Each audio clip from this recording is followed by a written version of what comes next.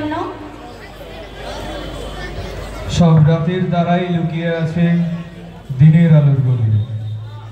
দিনের বেলা সূর্যের প্রখর আলোয় তারাদের দেখা যায় না, কিন্তু যেই সূর্যের দাপট একটু কমে ঠিক তখনই উজ্জ্বল হয়ে ওঠে সব তারারা।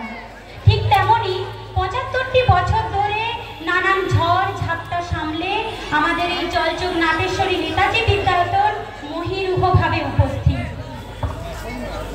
আমাদের পরবর্তী নিবেদন পরিবেশনায়